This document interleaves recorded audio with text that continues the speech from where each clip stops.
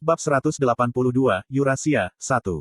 Kekaisaran Suci Yuras memiliki sejarah yang panjang. Jangan lupa like dan subscribe, agar kami makin semangat upload lebih banyak. Dan bertingkat. Setelah melewati gerbang warp yang berdiri di selatan Eurasia, ibu kota kekaisaran, seseorang akan muncul di Plaza of the Sun, yang dipuji sebagai tempat paling indah dan suci di Yuras. Alun-alun ini menampung semua patung orang suci yang telah dihormati di Yuras selama berabad-abad. Tanggal 13 April kebetulan merupakan salah satu hari peringatan Yuras. Ulang tahun Anise, kenang Eugene. Di Yuras, ada setia dianggap sebagai orang suci mereka yang paling terkenal, ketenarannya bahkan melebihi pendiri Yuras, penjelmaan cahaya.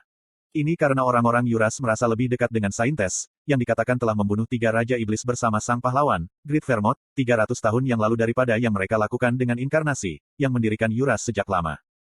Mungkin itu sebabnya para pengikut cahaya berkumpul di Yuras dari seluruh benua pada tanggal 13 April. Hal yang sama berlaku untuk tahun ini juga. Meski masih ada beberapa hari tersisa sampai ulang tahun Anise, gerbang Warp dan Plaza of the Sun sudah dipenuhi oleh pengikut gereja cahaya. Berbaur dengan kerumunan, Eugene menatap patung Anise. Itu terletak di tengah Plaza of the Sun. Patung Anise melayang di langit dengan sepasang sayap terbentang. Itu adalah patung yang sangat megah yang terbuat dari berbagai mineral magis, emas, dan permata. Nuansa cerah yang berbeda dari bahan-bahan itu semakin bersinar di bawah sinar matahari, dan di kegelapan malam, ketika matahari terbenam, patung itu akan memancarkan cahayanya sendiri untuk menerangi alun-alun. Di alun-alun ini, patung Anise adalah satu-satunya yang dibuat dengan usaha dan biaya sedemikian rupa sehingga bahkan bisa melayang di langit seperti ini. Sementara patung itu melayang di langit, para pengunjung yang datang setiap hari hanya bisa melihat ke atas untuk melihatnya dari jauh di bawah. Tetapi pada hari ulang tahun Anise, 13 April setiap tahun, patungnya akan turun ke tanah, memberi kesempatan kepada orang-orang yang percaya untuk melihat lebih dekat. Eugene menatap patung Anise cukup lama. Dalam kehidupan sebelumnya, dia belum pernah mengunjungi kerajaan suci. Ketika dia pertama kali menjadi anggota parti di kehidupan sebelumnya, Vermont telah menjadi Master of the Holy Sword, dan Saint Anise sudah berada di sisinya. Jadi tidak ada alasan bagi mereka untuk kembali. Aku juga belum banyak mendengar tentang itu, pikir Eugene. Anise, yang berasal dari Yuras, tidak banyak bicara tentang tempat dia dilahirkan dan dibesarkan.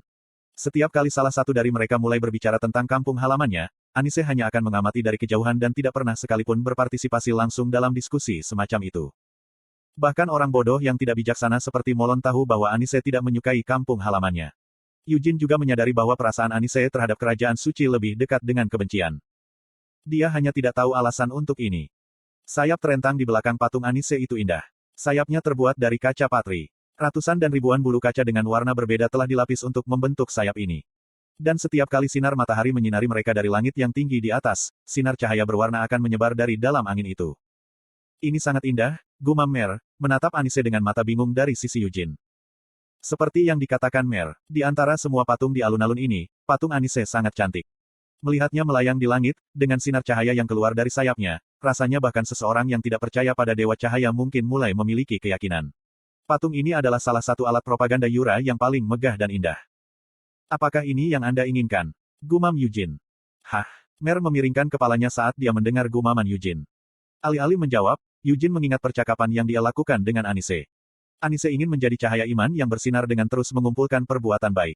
Dengan melakukan itu, dia berharap menjadi matahari yang bisa menuntun semua orang yang pernah hidup dan mati di zaman itu menuju surga.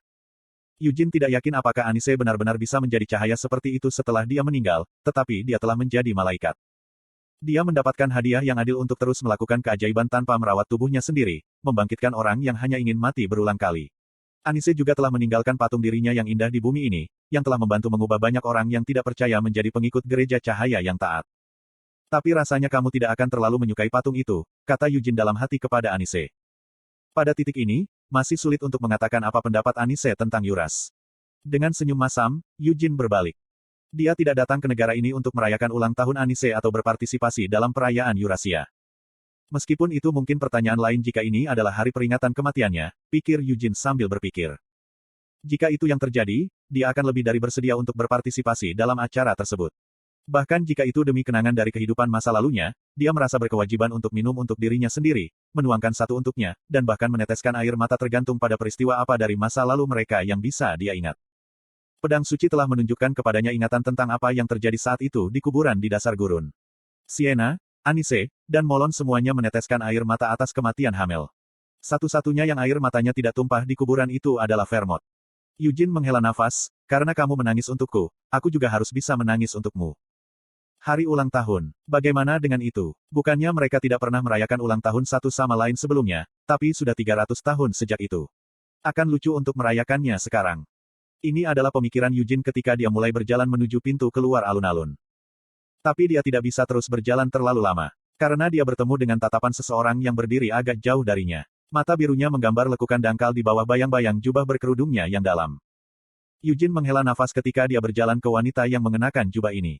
Tampaknya dia tidak berniat mengadakan percakapan di sini saat dia berbalik dan bergerak untuk pergi. Eugene dengan santai mengikuti di belakang wanita itu tanpa terburu-buru mengejarnya. Apakah kamu mabuk oleh keindahan patung itu? Wanita itu tiba-tiba bertanya. Begitu mereka meninggalkan alun-alun, kerumunan terasa menipis. Baru setelah mereka sampai sejauh ini, wanita muda itu memperlambat langkahnya, membiarkan Eugene mendekatinya. Itu agak terlalu gemerlap untuk seleraku, kritik Eugene. Bukankah itu terlalu boros? Lady Anise yang setia ingin menerangi kegelapan untuk selama-lamanya. Patung itu berdiri sebagai perwujudan dari keinginan Lady Anise, jawab Christina Rogeris kepada Eugene tanpa mengangkat kerudungnya yang dalam. Alasan penyembunyian itu bisa dimengerti. Ulang tahun Anise sudah dekat. Orang-orang percaya yang berkumpul di sekitar alun-alun adalah semua orang yang datang ke sini untuk mengambil bagian dalam perayaan dan mempersembahkan ibadah mereka. Patung Anise tidak hanya didirikan di Plaza of the Sun, ada lebih banyak lagi di seluruh Yura. Karena tidak mungkin orang percaya yang datang ke sini untuk merayakan Hari Raya Anise tidak akan mengenali penampilannya jika mereka melihat Christina, yang sangat mirip dengan Anise, ya, tidak aneh untuk beberapa orang yang lebih tua. Dan pengikut yang rapuh pingsan di tempat. Sudah berapa lama? Apakah kamu tidak akan mengatakan bahwa senang bertemu denganku lagi? Goda Eugene. Mengangkat kepalanya pada kata-kata bercanda ini, Christina menatap Eugene dengan teguh selama beberapa saat sebelum mengangguk sedikit dan berkata, sudah lama sekali, Sir Eugene. Saya merasa ini adalah berkah bertemu dengan Anda dalam keadaan tidak terluka seperti itu. Eugene berusaha menggertak, kondisi tidak terluka. Dan apa artinya itu? Kapan aku pernah? Aku sudah mendengar semua tentang apa yang terjadi di Black Lion Castle, sela Christina saat dia semakin dekat dengannya. Dia menatap Eugene, yang lebih tinggi dari dirinya, dan matanya melembut dengan lembut saat dia berkata, saya pernah mendengar insiden yang cukup besar terjadi.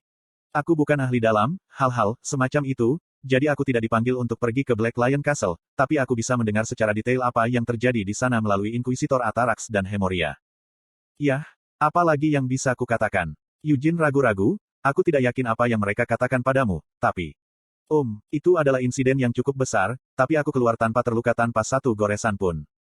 Christina menyela lagi, kudengar tubuhmu belum pulih sepenuhnya bahkan setelah beberapa hari istirahat di tempat tidur.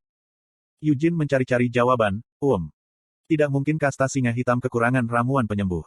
Jika Anda baru saja memintanya, maka saya, sebagai orang suci, akan datang mencari Anda secara pribadi untuk merawat luka Anda. Tapi, tidak ada permintaan seperti itu, kata Christina menuduh. Bukankah kamu juga harus menyadari bahwa ramuan penyembuh tidak maha kuasa? Eugene mencoba membantah. Bahkan eliksir memiliki batasnya. Juga, aku tidak cukup terluka untuk membutuhkan seorang pendeta. Kamu terbaring di tempat tidur selama beberapa hari, kata Christina. Terus, apakah kamu kebetulan menggunakan itu? Nama, Anda menyebutnya pengapian, bukan? Itu pada dasarnya adalah metode bunuh diri yang menghancurkan tubuh dan hatimu sambil mengukir umurmu. Saya pikir menyebutnya sebagai metode bunuh diri mungkin agak kasar. Tidak, apa yang kasar, adalah bagaimana Anda, Sir Eugene, menyalahgunakan tubuh Anda dengan teknik sembrono seperti itu. Sambil menatap Eugene melalui matanya yang menyipit, Christina melanjutkan berbicara, seharusnya aku sudah memperingatkanmu tentang teknik itu di samar. Teknik itu mengharuskan Anda untuk berbaring selama beberapa hari setelah menggunakannya sekali saja, dan saat Anda berbaring seperti itu, akan sulit bagi Anda untuk mengontrol tubuh Anda, jadi Anda membutuhkan seseorang untuk membantu Anda. Suaranya lembut, namun juga memiliki kualitas yang tajam dan menusuk. Eugene tidak terlalu ingin mengingat apa yang terjadi di samar. Senang rasanya bisa menggunakan ignition untuk membunuh barang, tetapi dia telah menunjukkan pemandangan yang begitu buruk saat pertama kali menderita recoil teknik itu sejak reinkarnasinya.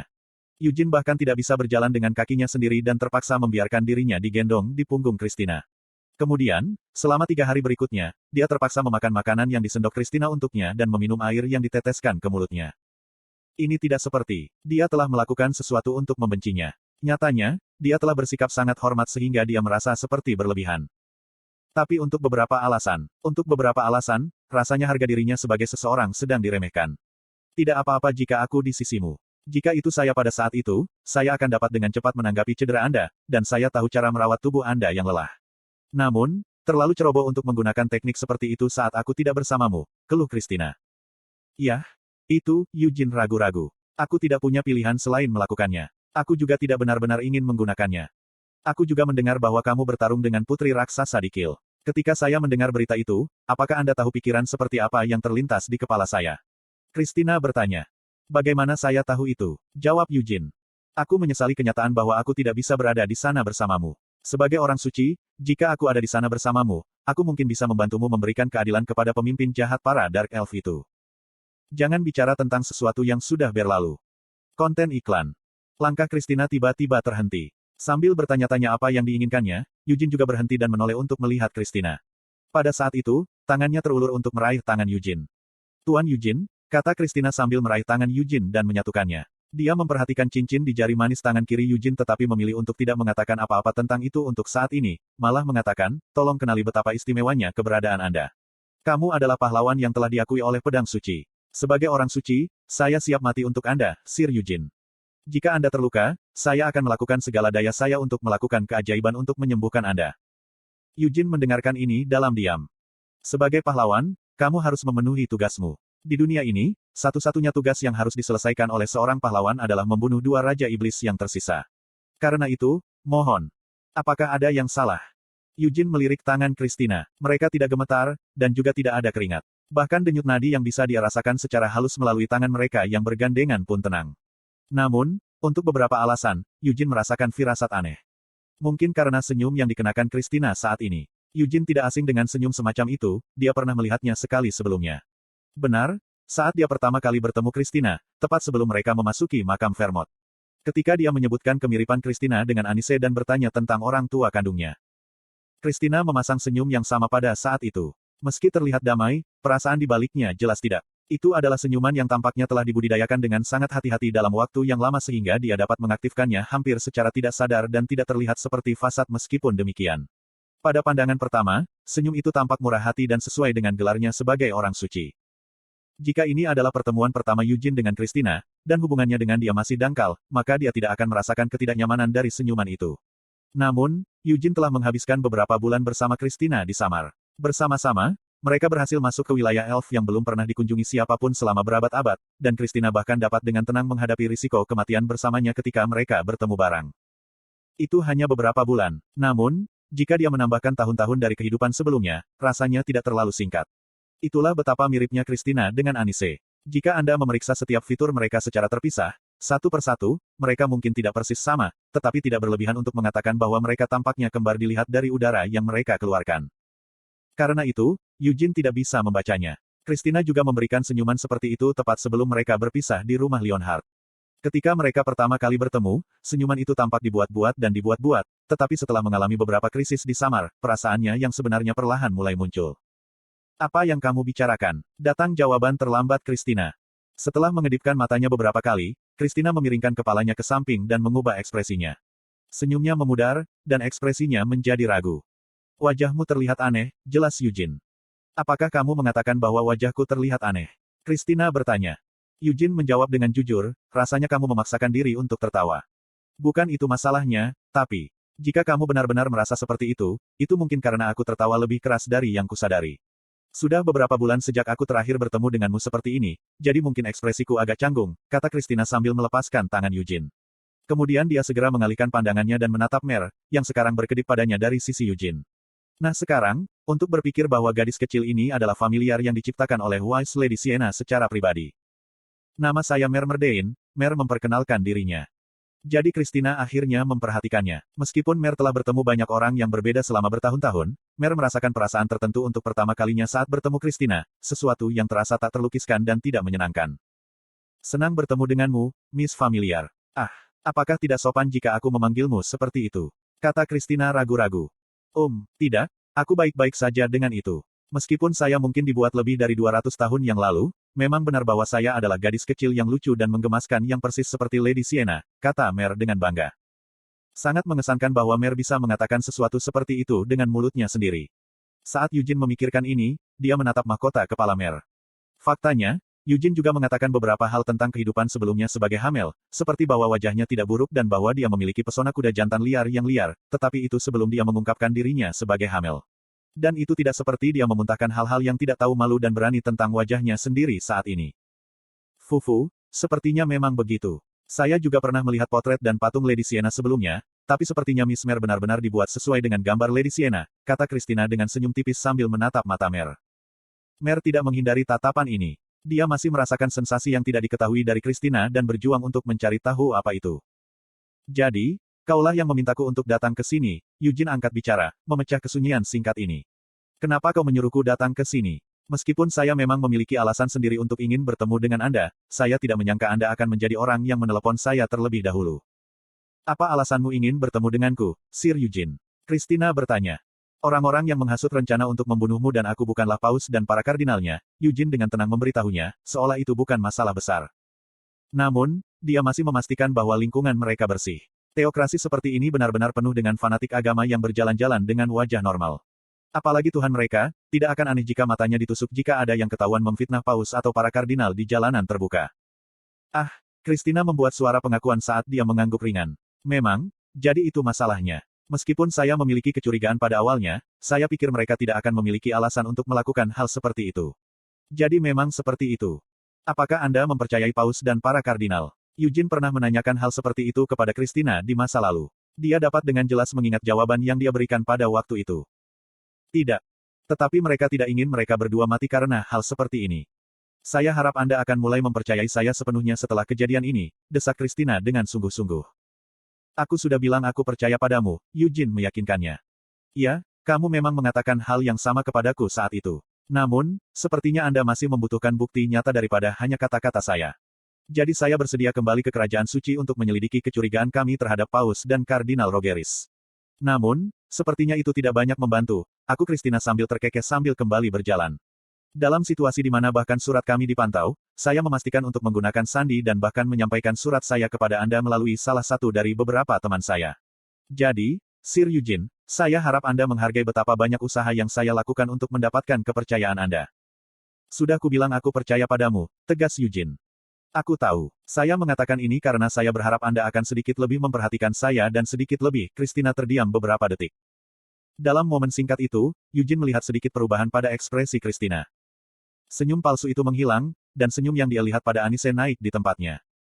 Christina melanjutkan berbicara, sedikit lagi. Haha, meskipun mungkin terdengar aneh bagi Anda, Sir Eugene, tapi ya, saya harap Anda menjadi percaya dan menghargai saya sedikit lebih dari yang sudah Anda lakukan. Menghargaimu, Eugene mengulangi. Tolong jangan salah paham dengan saya.